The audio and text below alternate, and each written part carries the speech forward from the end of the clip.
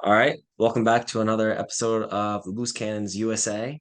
And today we are going to be breaking down Arsenal's last Champions League game against Sevilla and talking about their next Champions League game also against Sevilla. Yeah, Sevilla is a tough opponent, especially in the Champions League. I mean, they like to go out and go into the Europa League, but they're still always tough. They always win the Europa League.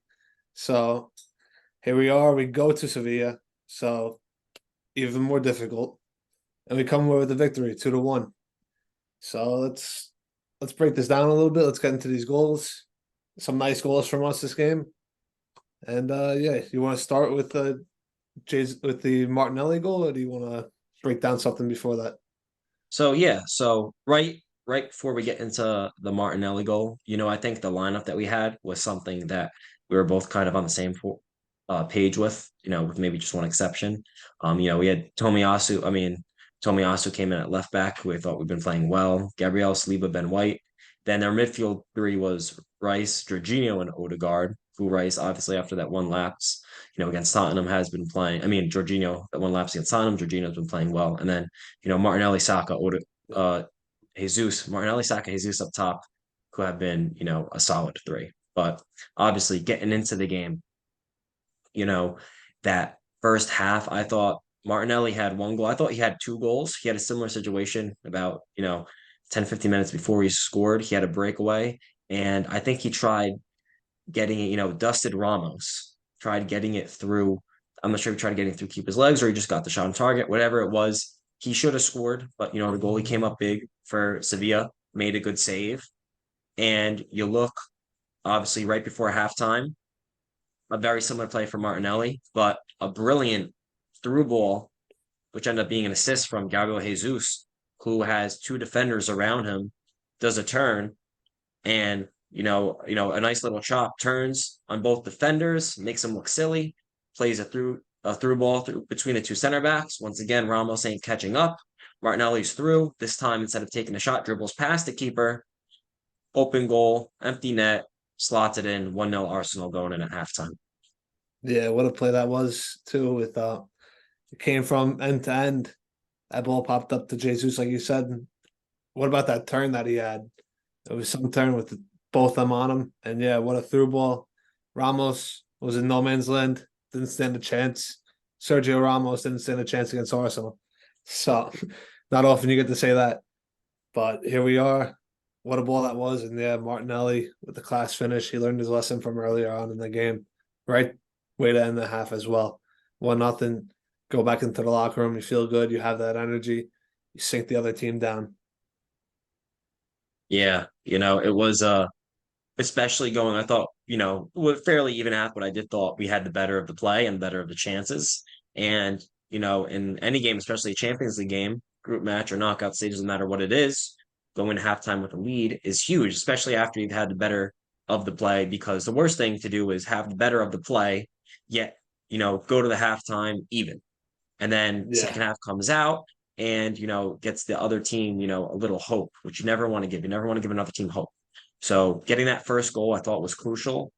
It's an away game too in a group stage against Sevilla, who are also, is another good team who also has a great potential of coming out of the group, even, winning the group too. They're a very, very good side. But yeah, getting that first goal, you know, carried into the second half, I thought. Yeah, and then going into the second half, we had scored pretty early on, and it came from this time the assist man on the first goal, Gabriel Jesus, with a nice goal first. The play came, they switched the field, got the ball to Rice. He dribbled it up a little bit. Jesus made a nice run along the side of him. Jesus, a little fancy footwork, and he bent that into the back corner. It was beautiful. Honestly, it was a class goal, and that's why we paid good money for him. Yeah, definitely. You pay the big bucks and you hope to get it out of the player, and we definitely have been getting that out of Gabriel Jesus. And like you said, that goal was, on the side of the box and he finds the top corner of the net. And I'm not sure if the goalie got a finger on it or not. If not, it was a beautiful shot. And nonetheless, like you said, it was an early goal in the second half. I believe in like the 52nd, 53rd minute, we come out and, it's an early not early, but early in the second half, 2-0 lead, which is, ideal being away at Sevilla. Yeah, And obviously that ended up being the game winning goal because, several minutes later, off a corner, 2-0 is a dangerous lead, like we always say, and we'll yeah, continue to say that forever. You know, several minutes later after Jesus's goal, you see Sevilla on a corner kick, who was actually Jesus's man. You know, tough for a 5'7" man to mark a center back.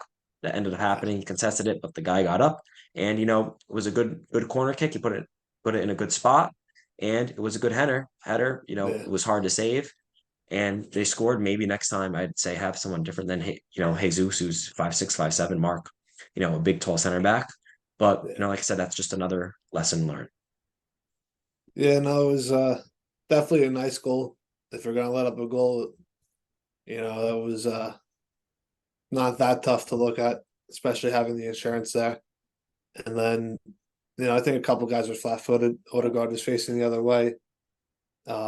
We had Ben White, who didn't really jump. Jesus, like you said, come from behind trying to mark that man. And then Raya, it's tough to save when you're not really expecting the header, but on a corner kick, you got to be expecting anything if you're not going to come out for it. I think he was a little flat footed, but end of the day, we still had the insurance goal and it carried on, but put us under pressure for the last 30 minutes ish.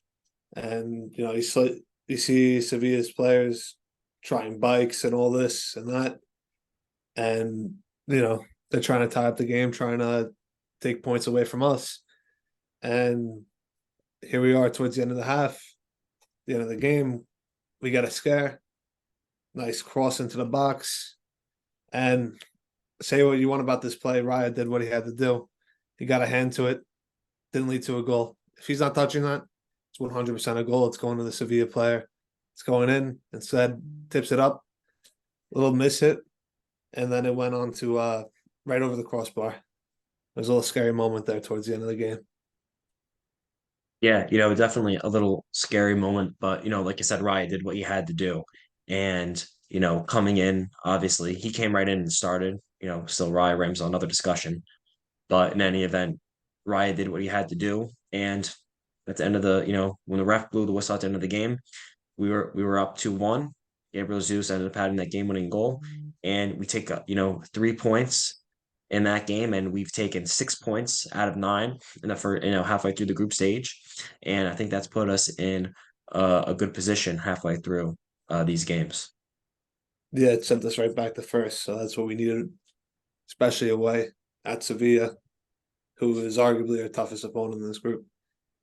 Yeah, no, they're definitely arguably them and PSV, but more so them, the toughest opponent in the group. Obviously, one of the teams favored to get out of the group, if not potentially win the group too.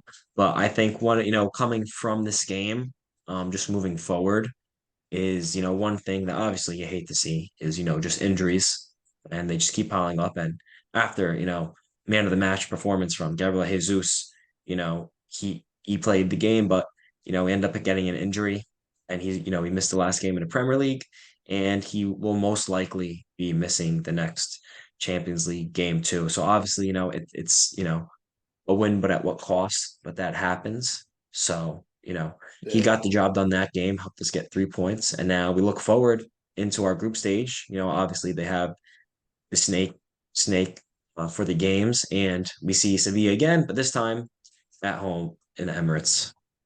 yeah. Speaking of availability, looks like tomorrow we won't be having Odegaard as well, and Partey is also out for a little while. So Odegaard, they said, is doubtful. So there's a chance we could see him, but Jesus, almost 100% certain we're not going to see him, and Partey, 100% chance we're not going to see him tomorrow as well. Which three key players when Partey's in that midfield, it runs very nice defensively. Jesus can open up a defense, and Odegaard as well. When he gets the ball, it's just magic. So it's not going to be an easy game tomorrow, even at home. Yeah, no, it really isn't going to be an easy game with obviously three basically starters, Partey, Odegaard, and Gabriel Jesus. But one of the things that we've talked about from the beginning of the season with our signings from Arteta is the depth that we have. So you're going to see the likes of players, Jorginho, who started and could potentially start again. Havertz come in and fill the Odegaard's role or Fabio Vieira. And obviously up top, never going to complain with Eddie starting. Like I've always been saying too, Eddie and Jesus, obviously different styles of players, but this season had both been performing at the top level, scoring goals when we need them to score. So I'll never complain if as long as we have either Eddie or Jesus starting. Obviously, if someone's hot, you want to keep giving him, play time, starting time. But obviously injuries come. Either start up top. I have no issues. Yeah, and one thing for like you said, you won't complain for Eddie or Jesus, but you're gonna hear those people, oh, they're not scoring, all this, all that. But look at our style of play; it's different from last year. We're not going through the center as much. That's partly on us. That's partly on Arteta, his style, but it's also comes down to the teams that are studying the tape. They're watching us play. They're not gonna. It's like chess, and even if you haven't played chess, just if you've been around football for a bit, you want to control the center. You control the center, that's the most dangerous part. So if they clog up those lanes, who's going to get affected? The players in the center, Odegaard, Nketiah, Jesus, they're not going to be able to produce as much. So you can complain all you want, but it's not all on them. It's our style of play. It's how we got to go up against the teams that have studied us and know it's going to be a big game. Yeah, definitely. Like you said, um, you know, it all depends, different styles and whatnot. But yeah, it's going to be a big game, and regardless of who's starting, we have to get the job done.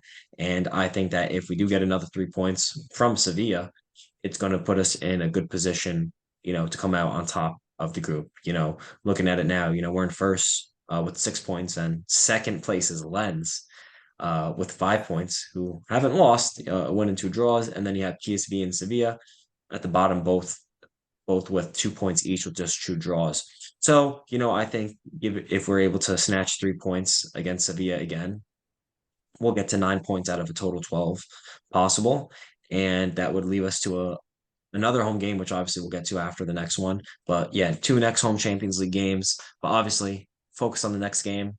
Same mentality. We got to go out, get the job, get 3 points, and stay at top of the table. Yeah. So with all these injuries, guess it's time for the starting 11.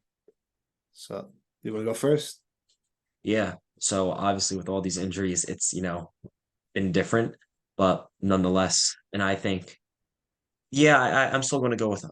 I think it's kind of been disrespectful to Ramsdale, and I still think he's a better keeper. But I do think Raya, he's had, his itches here or there. But at the end of the day, for the most part, he is helping us get the job done. So I really have no problem. I'm comfortable with Raya Ramsdale starting. Would still love Ramsdale, but I think just the way with everything's going, it's clear that Raya is going to start our big games now. So Raya in net, sticking with Tomiyasu on the left, who has just been playing very well defensively and offensively. And he's strong on the ball, is doing a very good job. Tomiyasu on the left, Gabriel Saliba in the middle, Ben White the right back position. Then in the middle, I am going to go with Rice, Jorginho, and Havertz. I thought Havertz has been really starting to play a lot better. And after he scored that goal and had that assist against City, you don't hear anything more things about him because you see him play and he's involved in our attack and he's been, a very key player to us. And we're still waiting for, that real breakout game. But he does little things here or there that, are important to the team. And you may not see it because he's not getting that stats that he wants, but he's playing the role that Arteta wants him to play. But yeah, Yeah. so Rice, Jorginho, Havertz, and then my top three is going to be Martinelli, Eddie, and Saka up top. So how about you? Okay. Before I get into that, I want to say Tomiyasu is kind of in that Kamavinga role with those memes going on with Kamavinga. He could do this, he could do that. It's Tomiyasu Mhm. for Arsenal. Yeah, So yeah, I would go Raya and that. No, it's his net right now. Nothing we could do unless Arteta says otherwise. Then we got Tomiyasu, Gabriel, Saliba, White, all the same there. Rice as a six. In the midfield, I'd change it up. I would take out Jorginho. I'd put in Smith Rowe. and then I'd go with we could start with Havertz. Let's see how that goes. And then Martinelli on the left, Saka on the right, and Eddie on top. Yeah. Hopefully get a couple super subs, Trossard specifically. And yeah, I think we'll put up a fight. We're at home. Just doesn't help with these injuries, but we have the depth. Yeah, like you said, injuries don't help, but you have the depth to be in these type of tournaments and to compete in them and push towards winning them. So, and like you said too, with Smith Rowe, I have no problem with him starting either way. But like I definitely would love to see the from my lineup, Smith Rowe at least come in as a sub, start come in as a sub. Could see Reece Nelson, but yeah, I think we got the depth, and I think that the expectation is 3 points at home and stay atop of the table. Yeah, that's it. Yep. So tune in tomorrow, watch the game, and obviously we'll be back on another UCL episode to break it down and talk about the group and where we're at. But for now, as always, come on, you got us. Come on, you Gunners.